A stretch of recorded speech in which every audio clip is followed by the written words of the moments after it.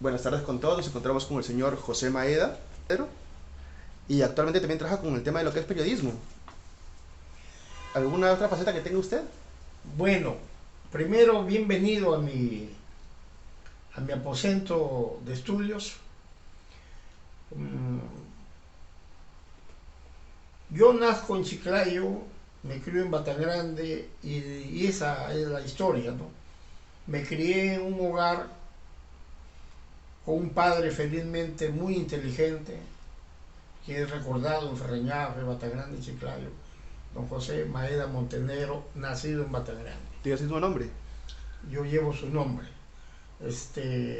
Claro, su padrino fue don José Auris Bonilla y su madrina doña Rosa Auris Bonilla. Por lo tanto, mi padre lleva el nombre de don José Auris, uno de los hijos, de los 9 hijos de don Juan Auris Pastor y de doña Juana Bonilla Villalobos, y por mi padre llevo ese nombre.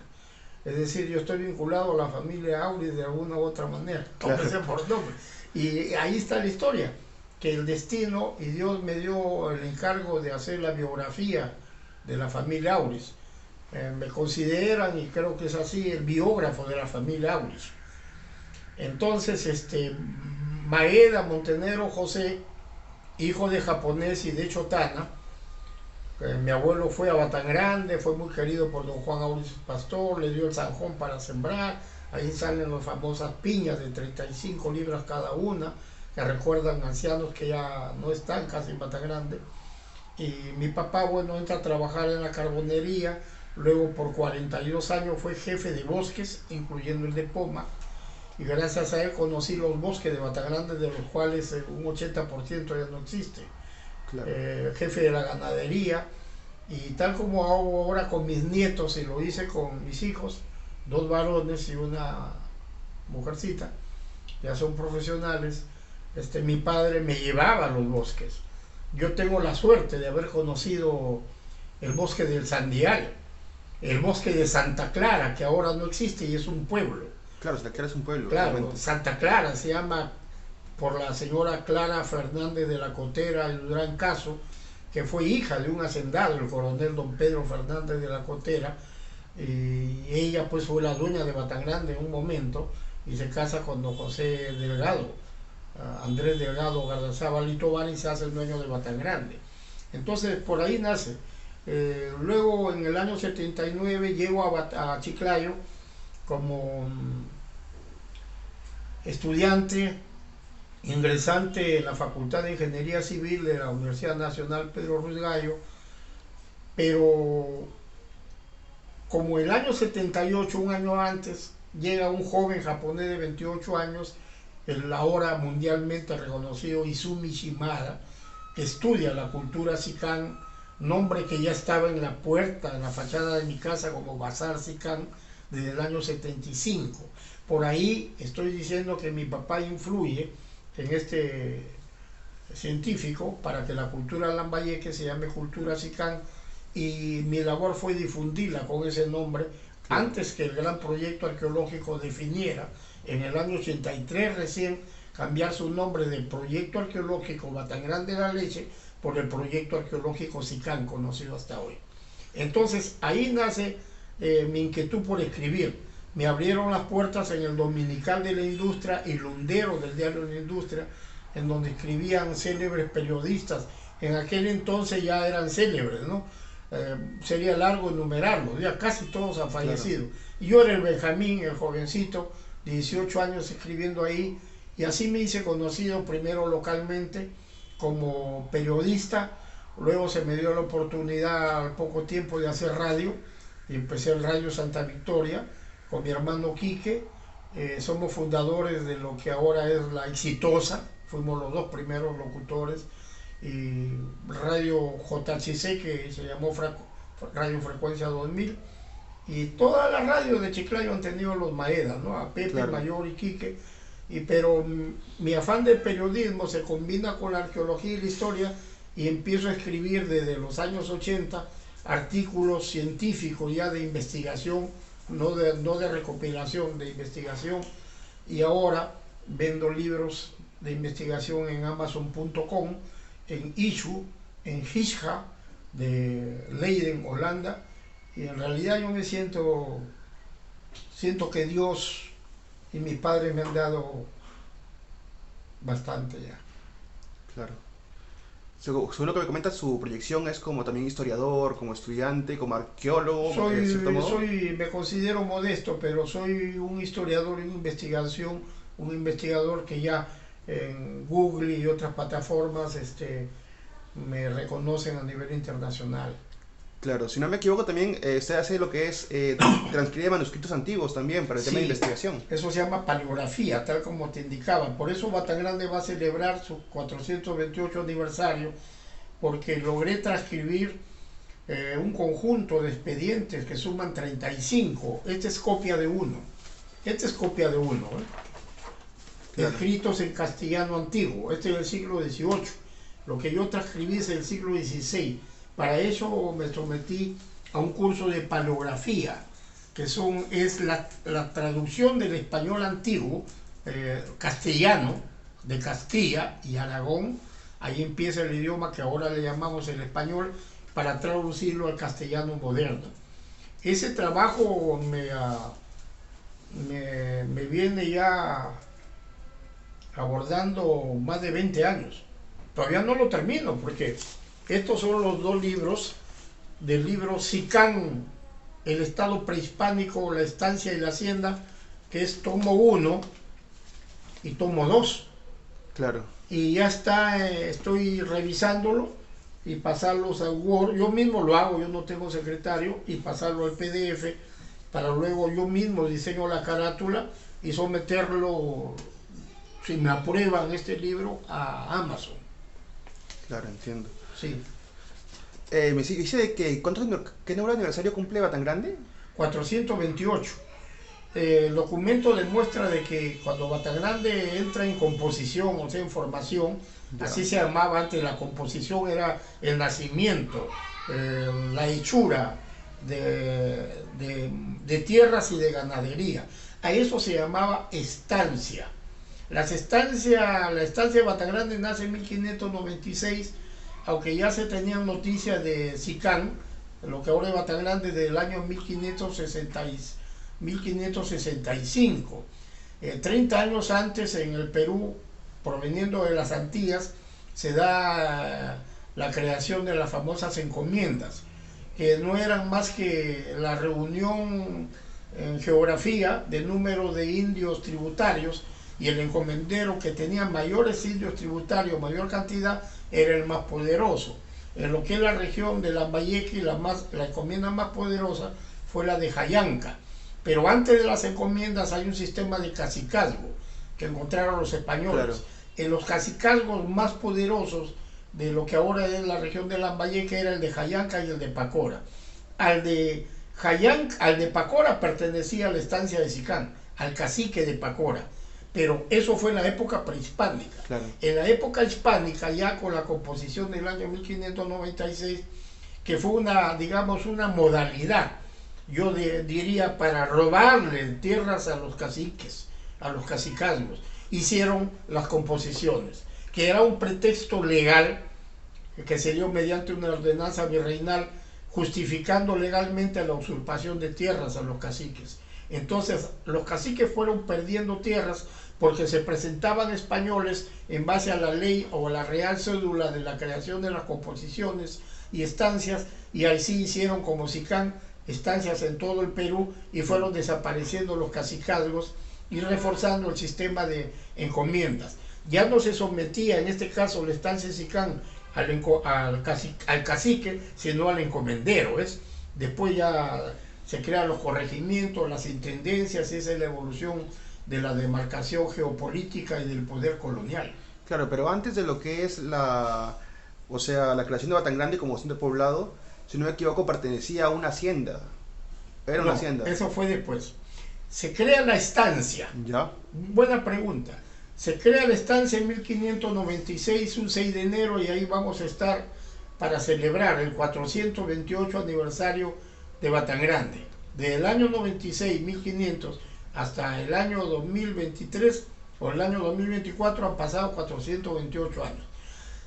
Batagrande es el único pueblo, si no me equivoco, hacer que salga otro historiador a decirme que también tienen documentos, pero hasta hoy Batangrande es el segundo pueblo en la región de Lambayeque que tiene documentos, que tiene un acta de nacimiento similar a estos documentos que yo he entregado en original al doctor Carlos Helera, que es el guardador de estos valiosos documentos en el Museo Nacional Sicat de Ferreñafe.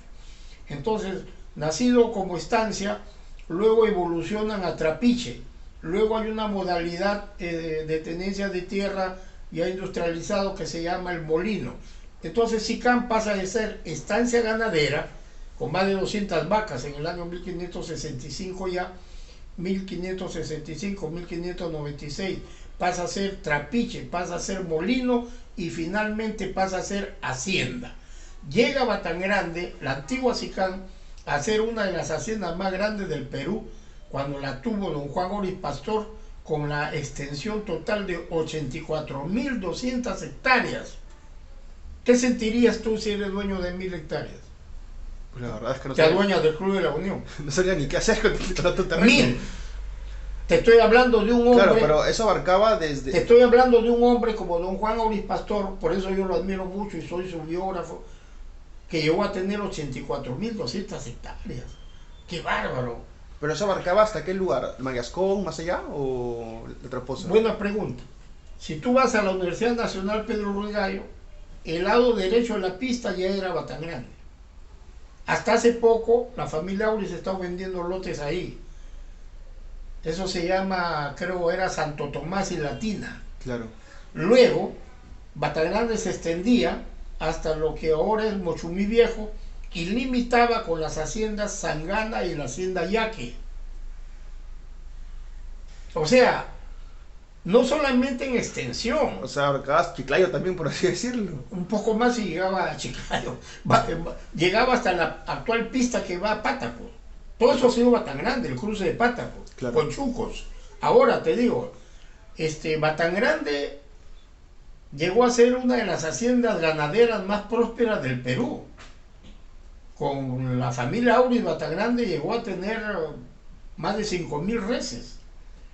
Y se hizo famoso hasta ahora por su cabrito.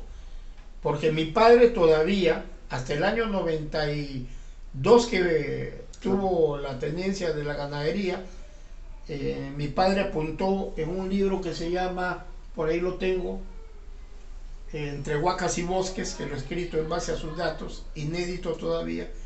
Batangrande tenía un ganado caprino de más o menos 4.000 cabezas. 4.000 cabezas de caprino, más de 5.000 de vacuno.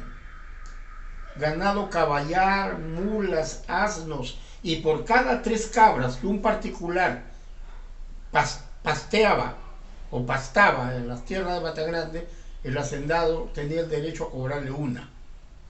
Así se hizo la ganadería de Batangrande. Pero la ganadería caprina es antes que la vacuna. Batangrande, en la estancia de Sicán, se forma como estancia ganadera caprina. ¿Por qué? Porque no eran las reses, sino el ganado vacuno era la fuente de la riqueza en esta etapa colonial, claro, del siglo XVII. ¿Por qué?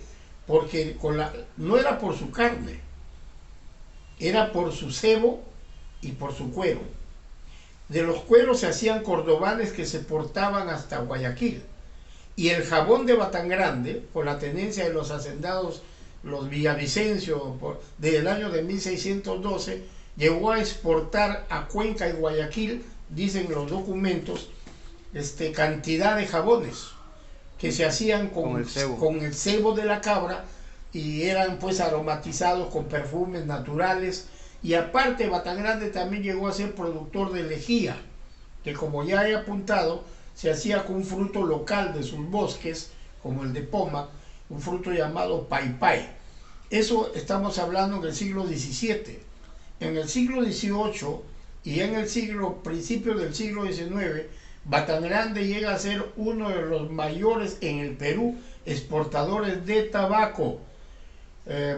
Este historiador que se llama, bueno, ya me estoy olvidando, logra apuntar de que Batangrande exportaba más de 1 millón de guaños de tabaco a Valparaíso, que lo llevaban desde Puerto Deten por el Océano Pacífico hasta Chile, más de 1 millón de guaños de tabaco al año exportaba la hacienda Batangrande. Por ejemplo, es algo de lo que nunca estoy enterado, por más de que soy alguien de por la zona también que... No, estos son datos que recién van a salir en mis libros.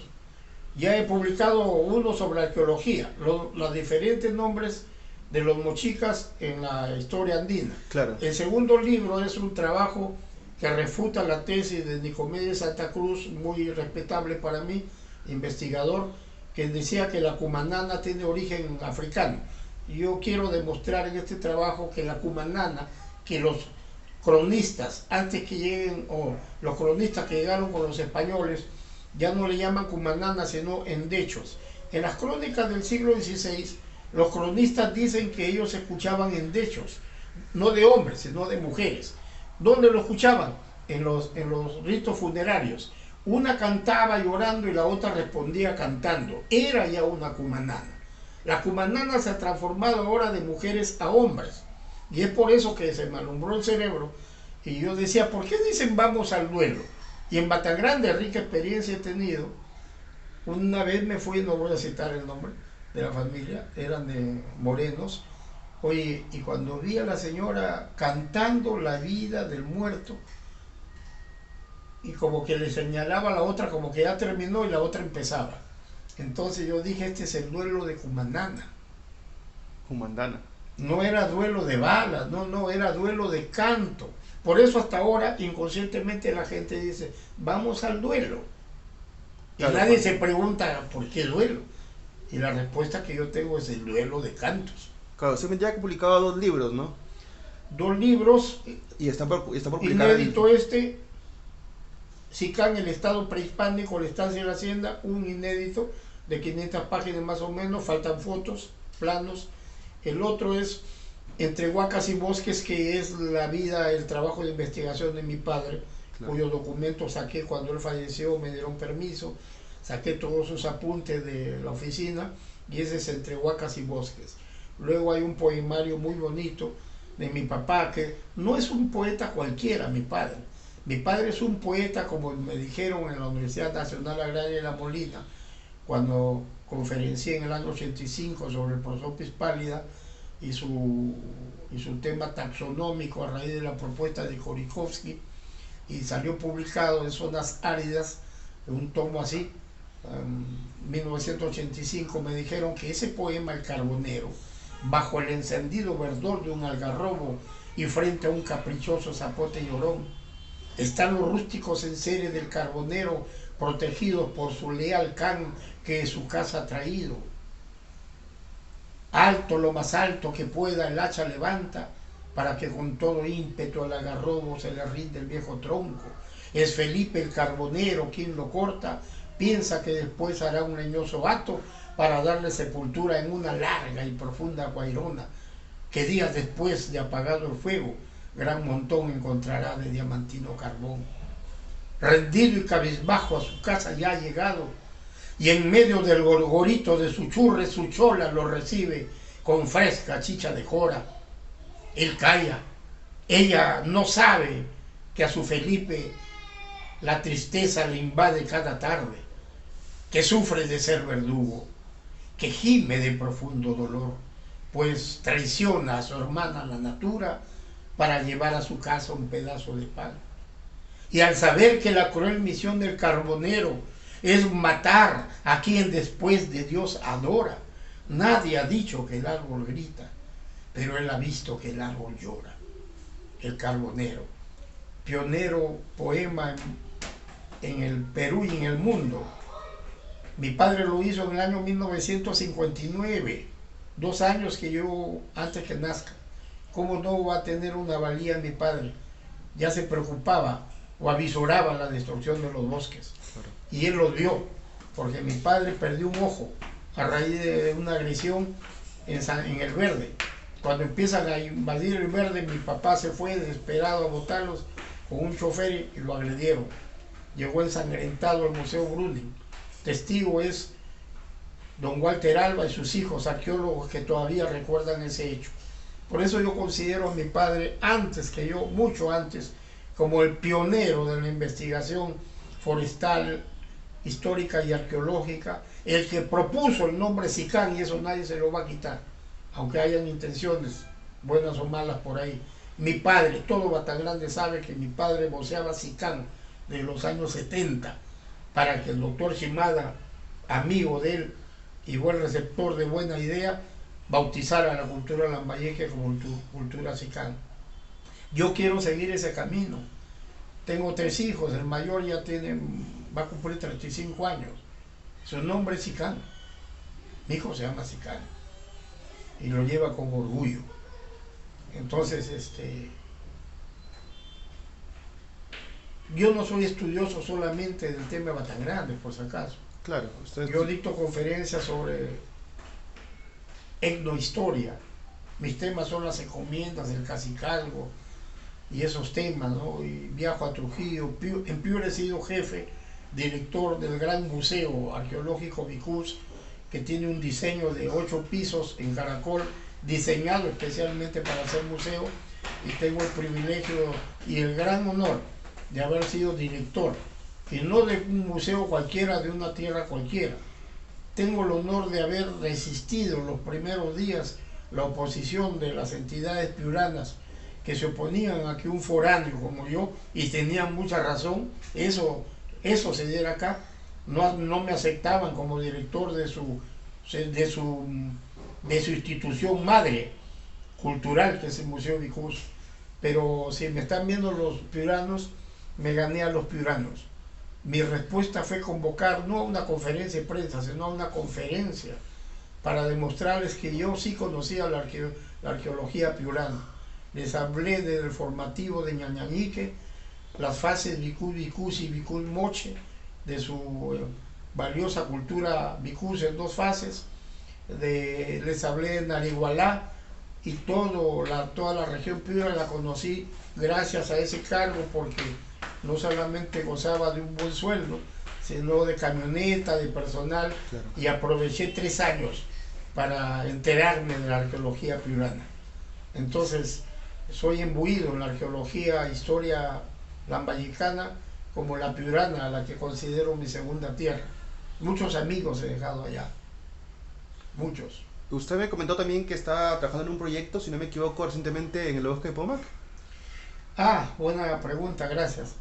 Yo, bueno, siempre he sido receptor, me han venido a entrevistar a mi padre, luego a mí, han venido de la Universidad Católica de Chile, me entrevistó Jonathan Dehn, que será de la BBC de Londres, me entrevistó alguna vez la NHK de Japón, algunas cositas así de televisoras internacionales, vino la National Geographic, ha hecho documentales de Pomac. El 16 de diciembre, mi gran amigo Carlos Helera, batangrandino Carlos Helera, trujillano, pero es un batangrandino ya, más de 40 años viviendo acá con nosotros, vino con el doctor Chimada, ya un año después que yo conocí a Chimada, en el año 78, él era actual jefe del Museo de Sicán, llega en el año 79, y anuncia que el 16 de diciembre la NHK de Japón, la corporación de televisión más grande del Asia, lanza el gran documental Los Tesoros de los Andes, algo así, es Pomac. Pero yo he nacido para grandes retos. Me propuse hacer el documental mejor documentado, eso sí lo aseguro, que los norteamericanos, los japoneses, los ingleses y los chilenos. El documental, que no es enteramente mío, sino que el trabajo es compartido con la nueva generación de Batangrande, porque yo solicité a Prom Perú positivo y otros. Yo hubiera hecho ese documental por cliché con Prom Perú, con la Nacho, no sé, con la Pedro Ruiz Gallo, ya para no irme tan lejos, con la Universidad César Vallejo, ya, que es una universidad prestigiosa. Yo decidí, tanto digo de Batangrande para el mundo, si de Batangrande ha salido mi padre, si de Batangrande ha salido ese algarrobo que mi padre pone el milenario, y yo le dije, no papá, ¿cómo va a ser el milenario? Lo publiqué como el milenario, de ese algarrobo te estoy hablando, famoso a nivel mundial, eso lo bautizó mi padre. Luego descubro, después del fallecimiento de mi padre, el místico Don José, Franklin Cabrejos y Kimbo Cabrejos nacen en Batagrande, famosos a nivel internacional. La montaña sagrada más famosa del norte del Perú está en Batagrande, en Chaparrí. Si no me equivoco, Entonces está yo a la te vuelta decía, de los... si yo digo de Batagrande para el mundo, ¿por qué no puedo hacer mi documental con material Made in Batagrande? Entonces he ido y he tenido la suerte de recibir el apoyo de jóvenes que se han formado en Canadá, como en Notivisión SICAN, que trabajan con drones, cámaras, y con ellos he hecho las 5 jornadas de campo. Han aprendido, dicen, hemos aprendido bastante, maestro, me dicen, es un honor para mí, y ya sale el documental. El trabajo ahorita es de ellos, el de edición, y luego me van a invitar para hacer algo de locución en off. Claro, son jóvenes... Ese es el documental del que me hablas. Claro, son jóvenes nacidos en Batagrande, ¿no? Nacidos por Made in Batagrande. Son más batagrandinos que yo, porque yo no nací en Batagrande. Aunque donde voy yo digo que soy de Batagrande. Sería básicamente un documental de Si me invitan todos los años para marchar por el San José, yo no soy del San José, yo soy del Juan Auris de Batagrande, de un colegio rural. Claro. Ahora es colegio emblemático, pero yo estudié. Mi padre nunca podía hacerlo. Mi madre era también empresaria, tenía uno de los bazares más grandes de Batagrande, el Bazar SICAN, pero no. Mi papá dijo, no, usted se queda a estudiar acá, porque los profesores, y es así, que hemos traído de Trujillo, no le envidian a ninguno de Chiclayo. Y permíteme esa entrevista hacerle un homenaje a esos grandes maestros: Carlos López Rodríguez, María Alcántara, el profesor Ricardo Rivera Sandoval, Leonor Doy Swin, el profesor Marco Tulio Rodríguez Reina, el profesor Lobatón, tan inteligente en química orgánica, el profesor Horna, tantos profesores que he tenido, con la figura de César Rubio Díaz, que fue el director. Y cuando yo he salido de Batagrande, mi papá me matriculó en la Academia de Ingeniería. Sabes que yo he sido alumno excelente en Batagrande. Había escuchado, pero no... Ya, pero mi papá me obligó a dar examen. Me dijo, serás bueno aquí, pero allá quiero que... Y es así que postulo e ingreso a la Facultad de Ingeniería Civil. Claro. No fue un premio, un regalo. Así nos ha formado mi papá. Fue un reto. Ah, eres bueno aquí, ahora anda, demuestra que eres bueno allá. Y creo, con el perdón de los oyentes y televidentes, saliendo un poquito de la modestia, incluyo a mi hermano Quique, y aunque se molesten mis amigos y colegas, somos de los periodistas irreemplazables en Lambayeque. Algunos dicen que somos los mejores y yo refuto eso. Hay otros mejores que nosotros, seguramente. No lo sé. Pero somos protagonistas del periodismo. Y mi tiempo lo comparto en esta habitación. Que cuando yo muera va a penar aquí, los papeles van a volar. Porque escribo hasta de madrugada, ¿sabes? Claro, 2, 3 de la mañana estoy... La gente me ve en el Facebook y dirá, Pepe no duerme en el Facebook. No, tengo prendidas las redes sociales porque también consulto en Google. Ahora con la inteligencia artificial de la que te he hablado, y no es por molestarte, yo ya he dicho, muchos amigos se han molestado, arquitectos, topógrafos, matemáticos, etcétera, que no estudien inteligencia artificial, desde el año 24 van a ir siendo desplazados. Sí. Más de 300 millones se calculan de trabajadores y profesionales en el mundo van a ser desplazados por los que conozcan inteligencia artificial. Y no se necesita ser ingeniero, matemático o historiador, simplemente manejar las extensiones, las herramientas y las aplicaciones para poder hacer un trabajo de repente como el que yo estoy haciendo en 20 años. Va a venir un joven y lo va a hacer en 1 hora. Me van a transcribir un documento que me echaba años, lo van a ver, castellano antiguo, siglo XVI, al español actual, y eso es la inteligencia artificial. Claro, con escanearlo quizás nada más. Sí, nada más con ordenarle en este caso al GPT o al Google, el nuevo Google, ¿no? Así es, mi estimado Luis, ¿tu apellido paterno? Cusi Tenorio. Cusi Tenorio. Un saludo a la familia Tenorio. Yo estoy orgulloso de ellos, porque no es malo decirlo.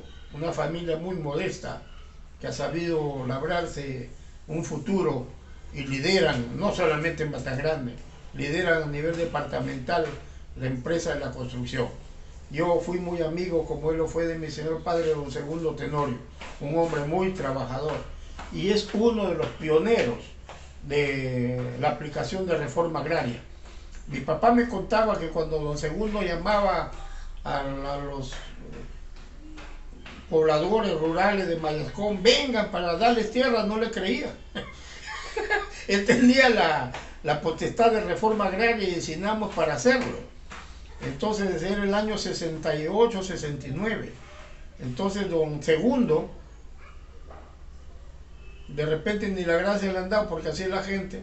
Gracias a él, todos los posesionarios de Mayascón, o la mayoría de la Traposa, todos los que se dicen agricultores, anda, pregúntales quién le dio esa tierra. Fue don Segundo Tenorio. Y eso también es historia. Pero de eso, otros no lo dicen. De eso se va a encargar el historiador, de escribirlo. Porque esos hechos nobles se deben conocer. Claro. Ah, y Segundo, que es mi hermano, pues, estudió primaria, primero, segundo, tercero, cuarto, quinto, primero, segundo, tercero se fue al militar. Fue el primer estudiante que emigró de Batangrande a un gran colegio. Todo el mundo lo envidiamos, ¿no? O sea, a Segundo, envidia buena. Y yo le lloraba a mi papá que me traiga acá a estudiar. Llegaba a Segundo. Tú sabes lo que era bajar en esos años con su uniforme de cadete. Los muchachos se quedaban con la boca abierta. Tuvo su momento, claro, de fondo. Y era pues piedrón alto, buena cara, como todos. Colorado. Sí, buena cara tenía Segundo. Y era alto. Lo recuerdo jugando fútbol. ¿Cómo no recordar a la noble familia Tenorio? Ya te dije, con el respeto que te pedí, con las disculpas, tu madre ha sido una de las mujeres más bonitas que ha tenido Batangrande. Más bonitas. Una señorita también, Montero, que andaba con ella, Angelita Castillo, que ahora vive en Suiza, en España, de las mujeres más hermosas que conozco. Y tu abuelo se sentía orgulloso, porque se presentaban dos, Clotilde y ¿Marta? Yolanda. Interior. Eran el dúo Las Hermanitas Tenorio, salían a cantar en todas las actuaciones, y el que más tocaba palmas era don Segundo, pues, que su padre, ¿no? Orgulloso. Todo es historia, en Batangrande todos somos como familia. Claro, todos se conocen. Todos, es decir, los viejos batagrandinos. Y yo gustoso de concederte esta entrevista, que era de 5 minutos, ya no por la hora, aunque lo recortes, guárdalo, porque no, lo sí, puedes editar todos y lanzarlo al YouTube. Bueno, señor José, yo te lo agradecería. Por tema de tiempo, le estoy muy agradecido. Sí. La verdad, ha sido una conversación muy de aprendizaje para mí, más que nada, porque son datos que nunca en mi vida he escuchado sobre el tema Batangrande. Buena parte de mi vida he estado yendo y viniendo de la zona, la Traposa, Mayascón, sí, la Zaranda. Está bien cambiado, ¿no? Traposa, Mayascón. No, sí, cuando era niño me recuerdo que no había pistas, no había focos, jugábamos con las luciérnagas en la noche. Qué bonito, a ver, mira, qué bonito, jugar con las luciérnagas. Ahora ya ni se ven con el tema de la luz. Ya no, pues, ya no hay bosques, pues. También recuerdo que había contacto con la naturaleza, a veces se podía apreciar zorrillos, oso hormiguero. Esos jagüeyes de Mayascón, que yo los conozco desde antes que fueran famosos. Claro. Esos cerros de la Traposa, esa sequía que pasa bajo la Traposa, un agua, hasta ahora, llevaba a mi nieto aquí agua cristalina, ¿no? Sí. Eso es una maravilla, Batangrande. Batangrande, los viejos y mi padre me decían que era uno de los sitios en el planeta más hermosos que Dios ha dado. Batangrande es rico en todo y por eso hay que cuidarlo. Bueno, señor José, estoy muy agradecido con todo. Gracias, la verdad. a ti, Luis. Es una pena, pero la verdad les hemos pasado mucho de tiempo y ya es hora de poder hacer el video, ¿no? Sí, perfecto. Ha sido un placer poder hablar con usted. Gracias a ti. Gracias. Hasta luego, nos vemos.